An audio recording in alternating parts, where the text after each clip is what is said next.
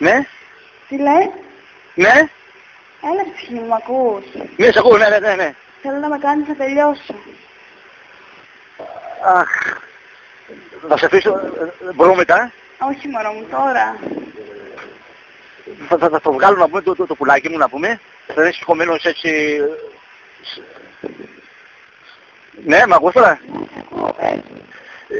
Θα είναι σηκωμένος έτσι σκληρός να πούμε και το κεφαλάκι θα είναι κατακόκκινο.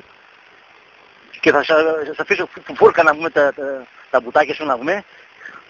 Και θα το χώσω μέσα να πούμε, βαθιά. Και είναι τόσο φαρμακερός που θα σε κάψει, θα σε καίει ολόκληρο μέσα στην εσωτερική σου χώρα να πούμε. Μετά θα σε γυρίσω, βρώμητα, θα σε τρίβω το λαιμό, τη μισούλα σου να πούμε, το κορμάκι σου, το σγολωτού σου και μετά θα σε ανοίξω με το γύρο τα χέρια να πούμε, τα κολομάγουλα σου και θα στο χώσω μέσα βαθιά να πούμε. Πες μου καλά. Και μετά θα το βγάζω από το κουλαράκι και θα σε βάζω στο μουνάκι. Θα σε βγάζω το μουνάκι και θα σε βάζω στο κουλαράκι να πούμε. Άλλα και θα μου το πάρεις, θα το βγάλω μετά, θα με το πλύνεις και θα το πάρεις τσιμπουκάκι και θα αρχίσω μέσα στο ματάκι. Με συγχωρείς να πούμε. Συνέχισε, μ' αρέσει. Ναι. Και θα με το δακώσεις και θα με το γλύψει γύρω τον κορμό. Και θα με το παίζει με τα χεράκια σου. Αχ, τι όμορφο μουράκι θα λες έναν αυτό. Εσύ τι άλλο θα μου κάνεις?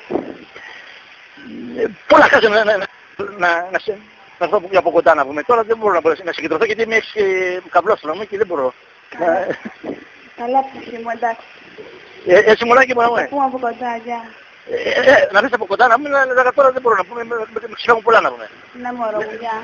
Να σε χαϊδεύω, το προσωπάκι να σε φυλά τη μητούλα, τα μαγουλάκια, να φιλιόμαστε, να τη γλωσσίτσα, να στη δαγκώνω τη γλωσσίτσα να πούμε. Εντάξει ψυχή μου.